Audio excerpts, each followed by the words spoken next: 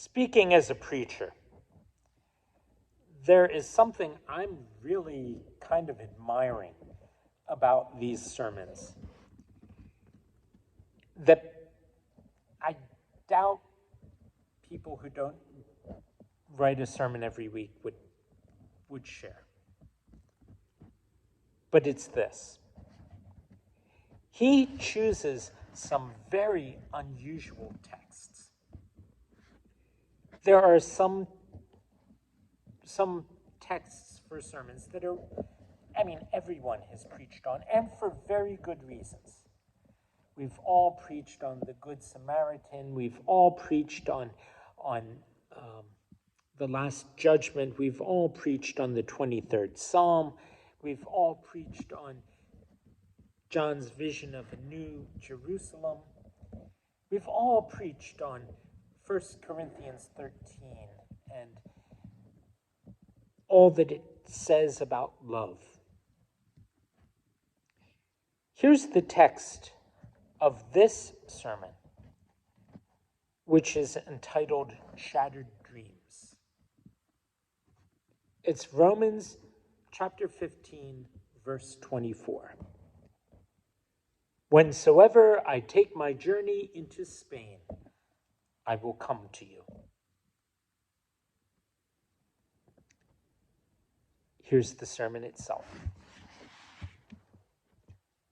One of the most agonizing problems within our human experience is that few, if any of us, live to see our fondest hopes fulfilled.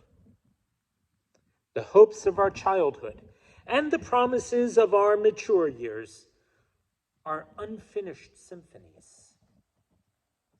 In a famous painting, George Frederick Watts portrays hope as a tranquil figure who, seated atop our planet, her head sadly bowed, plucks a single unbroken harp string. Is there any one of us who has not faced the agony of blasted hopes and shattered dreams? In Paul's letter to the Romans, we find a potent illustration of this vexing problem of disappointed hopes. Whensoever I take my journey into Spain, I will come to you. One of his ardent hopes was to travel to Spain, where at the edge of the then known world, he might further proclaim the Christian gospel. On his return, he wished to have personal fellowship with that valiant group of Roman Christians. The more he anticipated that privilege, the more his heart quickened with joy. His preparations now centered in carrying the gospel to the capital city of Rome and to Spain at the distant fringe of an empire. What a glowing hope stirred within Paul's heart. But he never got to Rome according to the pattern of his hopes.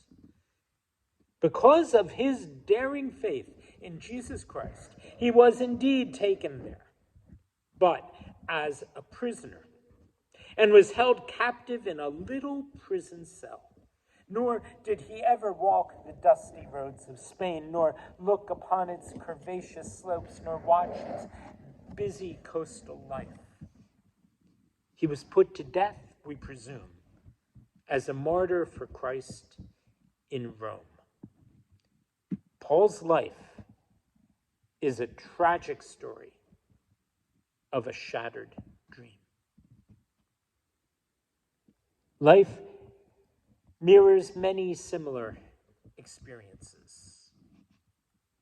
Who has not set out towards some distant Spain, some momentous goal, some glorious realization, only to learn at last that he must settle for much less?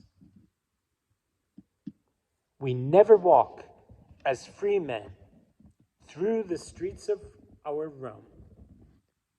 Instead, Circumstances decree that we live within little confining cells. Written across our lives is a fatal flaw, and within history runs an irrational and unpredictable vein. Like Abraham, we too sojourn in the land of promise, but so often we do not become heirs with him of the same promise. Always, our reach exceeds our grasp.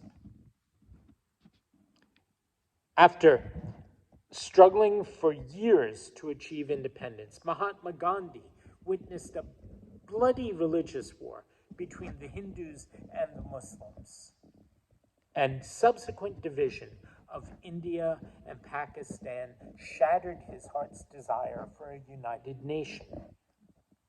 Woodrow Wilson died before realizing the fulfillment of his consuming vision of a League of Nations. Many Negro slaves in America, having longed passionately for freedom, died before emancipation.